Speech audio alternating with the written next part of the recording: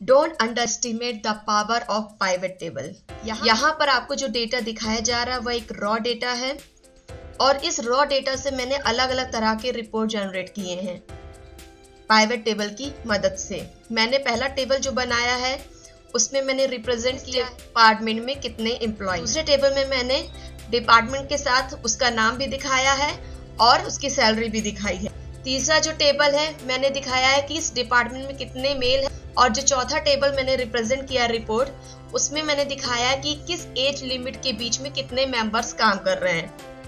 और जिस तरह से आप एक फ्रूट को कई तरीके से यूज कर सकते, जैसे मैं एक एप्पल की बात करती हूँ, अगर आप एक एप्पल लेकर आते हो तो उसे आप काट कर खा सकते हो, राइट, या फिर उसका जूस बना सकते हो, या फिर आप उसका कोई डेजर्ट बना के खा सकते हो, और अगर नहीं खाओगे तो वो सड़ जाएगा, फिर उसको सड़ाकर फेंक भी सकते हो। I am just joking, I am just giving an example कि आप अपने रॉ मटेरियल को किस किस तरीके से यूज कर सकते हो अगर आप पाइवेट टेबल को यूज कर रहे हो। तो ये एक पाइवेट टेबल की खूबी है कि हम एक पर्टिकुलर डेटा से अलग अलग तरीके से रिपोर्ट जनरेट कर। सबसे पहले हम यहाँ पर रिपोर्ट जनरेट करेंगे कि डिपार्टमेंट वाइज कितने एम्प्लॉय काम कर रहे हैं। यहाँ हमारे पास कुछ लिमिटेड डेटा ही लिया मैंने, आपके पास हजारों की तादाद में डेटा हो सकते हैं। आपको सबसे पहले जो भी डेटा है उस डेटा को फिर इंसर्ट पर पाइवेट टेबल के अंदर पाइवेट पर क्लिक कीजिए, टेबल रेंज पे, फ्रॉम टेबल रेंज। अच्छे प्रैक्टिस के लिए मेरा सजेशन रहेगा कि आप इस तरह से टेबल रेंज को सेलेक्ट नहीं करिए, बल्कि आप पूरे डेटा को एक टेबल में कन्वर्ट कर दीजिए, ताकि कल को अगर आप इसमें डेटा और भी एंट्री करते हैं या फिर कुछ डिलीट करते हैं तो वो आसानी से अपडेट ले सके। तो हम क्या करेंगे, सिंपली टेबल जो हमने सेलेक्ट किया था वापस सेलेक्ट करके शॉर्टकट की दबाइए Ctrl+T, इससे भी वही ऑप्शन आएगा आपका, और मैंने कर दिया ओके। तो यह क्या हुआ, हमारा डेटा टेबल के फॉर्मेट में कन्वर्ट हो गया। हमें सीधे वापस इंसर्ट टैब में पाइवेट टेबल के अंदर फ्रॉम टेबल रेंज पे क्लिक करना है। यहाँ पर आपका टेबल 2 आ चुका है जो कि पहले रेंज दिखा रहा था। हमें क्या करना है, यहाँ पर एग्जिस्टिंग वर्कशीट या फिर न्यू वर्कशीट पे चूज करना है। अगर आपको किसी दूसरे वर्कशीट पे दिखानी है तो आप न्यू वर्कशीट पे क्लिक करो, एग्जिस्टिंग शीट पे दिखाना है यहाँ पे साइड में ही, तो हम क्या करेंगे, लोकेशन दे देंगे। तो मैंने यहाँ पर मार्क, ही आप ओके करोगे तो पाइवेट टेबल के यहाँ पर फील्ड्स आ जाएंगे। यहाँ पर आपको पाइवेट टेबल ब्लैंक दिख रहा है और इससे रिलेटेड फील्ड यहाँ पे आ रहा है। मैं पाइवेट टेबल से बाहर क्लिक कर देती हूँ तो जो ये पाइवेट फील्ड आ रहे थे वो हट जाएंगे। तो वापस पाइवेट टेबल पे हम क्लिक करते हैं। हमको यहाँ पर डिपार्टमेंट दिखाने हैं, तो सबसे पहले हम डिपार्टमेंट पे चेक करेंगे, जाके इस पर क्लिक कर देंगे। क्योंकि ये अल्फाबेटिकली है तो ये रोज में ऑटोमेटिकली ऐड हो जाता है, और हम नेम को उठाकर वैल्यू में डाल देंगे क्योंकि हमें काउंटिंग दिखानी है, तो ये ऑटोमेटिक काउंट ऑफ नेम ले लेता है। हम यहाँ पर हेडिंग के नाम चेंज कर सकते हैं, जैसे रोल लेवल दिख रहा है इसको डिपार्टमेंट लिख सकते हैं, और यहाँ पर एम्प्लॉय काउंट। तो अगर आपको क्रॉस चेक करना है तो आप इस पर डबल क्लिक करेंगे तो एक नई शीट खुलती है, जहाँ पे आपको यहाँ पर देखने मिलेगा कि सही में डिजाइन वाले डिपार्टमेंट में 2 लोग काम कर रहे हैं। इस तरह से हर एक डिपार्टमेंट के लिए आप क्लिक करके देख सकते हो। हम वापस अपनी शीट पे आते हैं। अब हम यहाँ पर दूसरा मेथड दिखाएंगे, डिपार्टमेंट वाइज सैलरी, किस डिपार्टमेंट में किस बंदे की सैलरी कितनी है। तो हम वापस इस टेबल पर कर्सर रखेंगे, इंसर्ट पर जाएंगे, पाइवेट टेबल पर क्लिक करेंगे। यहाँ पर टेबल 2 हमारा जो पहले से था वो आ जाएगा। एग्जिस्टिंग वर्कशीट पे क्लिक करेंगे और यहाँ पर लोकेशन दिखाएंगे। लोकेशन के लिए मैंने यहाँ पर इसको सेलेक्ट कर लिया इस सेल के, ताकि मुझे यहाँ से डेटा दिखा सके, और मैंने कर दिया ओके। अब आपको यहाँ पर क्या करना है, हमारी फील्ड आ चुकी है, अब हमें डिपार्टमेंट वाइज एम्प्लॉय के नाम दिखाने हैं और उनकी सैलरी दिखानी है। तो सबसे पहले हम डिपार्टमेंट पर क्लिक करेंगे, उसके बाद हम नेम पर क्लिक कर देंगे ताकि हर एक डिपार्टमेंट के जितने लोग हैं उनके नाम उसके अंदर में दिखने लग जाएं।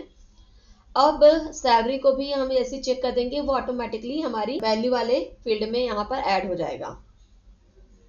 तो डिजाइन में टोटल जो सैलरी है वो कितनी दी जा रही है, 37,000, जिसमें से जॉन को 18,000 दी जा रही है और कृष्णा अय्यर को 19,000 दी जा रही है। और आप इस तरह से देख सकते हो डेवलपमेंट में टोटल 86,000 सैलरी दी जा रही है, जिसमें से अमित कुमार को 25,000 दी जा रही है। ठीक है, ये डिपार्टमेंट वाइज हर एक एम्प्लॉय की सैलरी मैंने दिखा दिया। थर्ड रिपोर्ट जनरेट करते हैं। टेबल पर कर्सर रखो, इंसर्ट पे जाओ, पाइवट टेबल पे जाओ, फॉर्म टेबल कर दो और ये टेबल आ गया आपका। अब मुझे यहाँ कहीं से डेटा दिखाना है तो और ओके कर दिया। अब आपको मैं यहाँ पे दिखाऊंगी डिपार्टमेंट वाइज कितने मेल और फीमेल काम कर रहे हैं। तो मैं डिपार्टमेंट में मैंने क्लिक कर दिया, हमारे डिपार्टमेंट की लिस्टिंग आ गई। को डिज़ाइन में मुझे देखना है कि कितने मेल और फीमेल है, क्योंकि जेंडर में 2 ही वैल्यू डली हुई है। मेरे कॉलम में जो ये जेंडर है इसमें 2 ही वैल्यू है, एक मेल का एक फीमेल का। तो हम इसको ना एक कॉलम वाली फील्ड में ऐड कर सकते हैं। तो हम यहाँ पे क्या करेंगे, वापस पाइवट टेबल पे क्लिक करेंगे और ये जो जेंडर है ना, जेंडर को ऐसे ड्रैग करके कॉलम में डाल देंगे, इस कॉलम वाले एरिया में, ताकि मेरा जो वैल्यू है ना मेल और फीमेल का कुछ इस तरह से आ जाएगा यहाँ पर। अब मुझे मेल और फीमेल दिखाने की टोटल कितने हैं, तो आपको क्या करना है, जो नेम है ना एम्प्लॉय के, उनको ड्रैग करके वैल्यू में ले जाइए, ताकि यहाँ पर काउंटिंग को वो उठा सके, काउंट ऑफ नेम। तो जिस डिपार्टमेंट में जितने लोग काम कर रहे होंगे उनकी काउंटिंग ही उठा लेगा और फिर वो काउंट वाइज मेल और फीमेल को भी अलॉट करके दिखा देगा।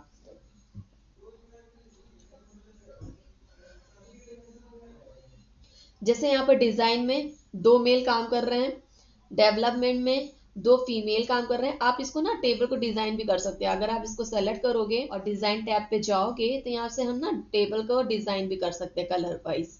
मान लीजिए इसको मैंने ग्रीन कलर दे दिया, बॉर्डर दे दीजिए होम टैब पे जाके, तो देखने में थोड़ा सा अच्छा रिप्रेजेंटेशन हो जाता है इसका। ग्रांड टोटल अगर आपको यहाँ पर नहीं देखना, इसको हटाना है, तो आप डिजाइन टैब पर जाइए और यहाँ पर ग्रांड टोटल जो है ना कॉलम ओनली पर क्लिक कर दीजिएगा, तो ये साइड वाला हट जाएगा कॉलम के लिए। इस तरह से मेल और फीमेल दिखा सकते हैं। इसका नाम चेंज कर सकते हैं, आप इसका नाम डिपार्टमेंट लिख दीजिए, डायरेक्ट कर्सर रखिए सेल पे और डिपार्टमेंट लिख दीजिए। ठीक है, ये हो गया। ये काउंटिंग दे रहा है मेल और फीमेल काउंट, तो इसका भी नाम चेंज करना चाहते हैं तो आप यहाँ पे चेंज कर सकते हैं। सेम इसी तरह से मैं बाकी के टेबल को भी आराम से सुंदर सा दिखा सकते हैं। अगर मैं फोर्थ रिपोर्ट की बात करूं तो मैं फोर्थ रिपोर्ट में आपको एज लिमिट दिखा सकती हूँ कि किस एज से लेके किस एज तक के कितने एम्प्लॉय काम कर रहे हैं। जैसे 20 से लेके 30 ईयर के कितने एम्प्लॉय हैं, 30 से 40 ईयर के कितने एम्प्लॉय हैं। इस तरह का अगर आपको रिपोर्ट जनरेट करना है तो आप कर सकते हो। तो हम क्या करेंगे, वापस टेबल पर कहीं भी कर्सर रख दो, क्योंकि हमारा डेटा टेबल में कन्वर्ट हो चुका है, बार बार आपको रेंज सेलेक्ट करने की जरूरत नहीं है। इंसर्ट पर जाइए, पाइवट टेबल पर क्लिक करिए, यहाँ पे एग्जिस्टिंग वर्कशीट पे क्लिक करिए, आप लोकेशन बताइए इनको कहाँ पे डेटा दिखाना है, तो मैंने बोला यहाँ पे दिखा दो और यहाँ पर क्लिक कर दो। ठीक है, तो ये मेरा डेटा इस साइड आ गया है। अब मुझे क्या करना है, अब आपको क्या करना है कि जो ये एज है ना, ये नंबर में है, अगर आप क्लिक करोगे तो ऑटोमेटिक वैल्यू में ऐड हो जाएगा, बट हमें क्या करना है, एज की लिमिट यहाँ पर दिखानी है, तो हम वैल्यू में ना डाल के इसको रो में डालेंगे। इससे क्या होगा कि जितने भी अलग अलग एज आपकी डेटा टेबल में दिख रहे होंगे वो सभी यूनिक एज की लिस्टिंग यहाँ दिखाने लगेगा। उसके बाद आपको क्या करना, नेम को काउंटिंग दिखानी है, तो नेम को जब आप चेक करोगे ना तो ये रो में आ जाएगा, तो रो में ना करके आप इसको वैल्यू में डाल देना। ठीक है, अब वैल्यू में जाएगा तो वो काउंटिंग को दिखाएगा, तो ऑब्वियस सी बात है एक एज के जितने लोग होंगे उसकी काउंटिंग दिखाएगा। जैसे यहाँ पर 22 एज का एक लोग है, एज 2 दिखा दिया, यानी कि नंबर ऑफ कैंडिडेट जो है वो 2 हैं 30 एज के। ठीक है, और कोई ऐसा एज वाला है नहीं है, बस 30 एज के 2 लोग हैं, बाकी सब एक एक हैं। मुझे क्या करना है कि एक क्राइटेरिया बनाना है कि 20 से लेके 30 तक के एज वाले कितने लोग हैं, इस टाइप का रिपोर्ट जनरेट करना है। तो आप क्या करोगे, इस पर राइट क्लिक करना, किसी भी एज पे राइट क्लिक कर लेना। उसके बाद आपको क्या करना है, ग्रुप पे जाके क्लिक कर देना है। यहाँ पर आपको स्टार्टिंग एज देना है, तो मैंने बोला 20 से चालू कर दो लिमिट, तो 20 दे दिया। और उसके बाद ना एंडिंग जो लिमिट थी आपका ऑलरेडी यहाँ से पिक कर लिया है कि 50 जो है लास्ट एज है, जितना भी डेटा है ना उसमें से सबसे बड़ी संख्या जो है एज की वो 50 है, तो मैंने 50 रहने दिया। मैंने बोला जो एज लिमिट का डिफरेंस है वो 10-10 रख दो, यानी 20 से 30, 30 से 40, 40 से 50, तो 3 टाइप के ऐसे ग्रुप बन जाएंगे। तो ओके कर दो, तो ये देखो इस तरह से बन गया, 20 से 29, 30 से 39 और 40 से 50। तो अब यहाँ पर देखो ऑटोमेटिक आपको पता चल जाएगा 20 से लेके 29 एज तक के कितने लोग काम कर रहे हैं, 7 हैं। फिर 30 से लेकर 39 तक के कितने लोग हैं, वो 3 हैं। 40 से लेकर 45 तक के 50 के तक के कितने एज के लोग हैं, वो 3 हैं।